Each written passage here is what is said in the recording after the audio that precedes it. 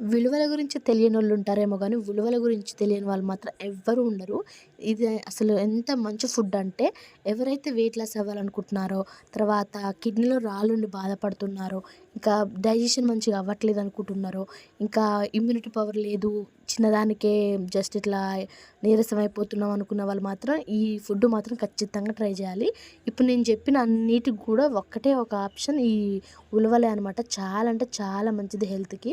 ఖచ్చితంగా ట్రై చేయండి. మీరు ఖచ్చితంగా మీ డైట్‌లో దీన్నైతే యాడ్ చేసుకోండి. ఒక్కసారైనా తినాలి. ఇంకా బాలింతలకైతే చెప్పాల్సిన అవసరమే లేదు. నేను బాలింతగా ఉన్నప్పుడైతే మా అమ్మ అయితే 2 డేస్‌కి ఒకసారి చేసి పెట్టేది. ఇది తినడం వల్ల కడుపులో ఏమైనా ఉన్నా సరే కొట్టకొస్తదని చెప్పేది. మా అమ్మ డైలాగ్ అయితే ఇదే. రీసెంట్‌గా మా వదినకి కూడా తీసుకొని పోయిందనమాట ఈ ఉలవ చారు. చాలా అంటే చాలా మంచిది హెల్త్‌కి.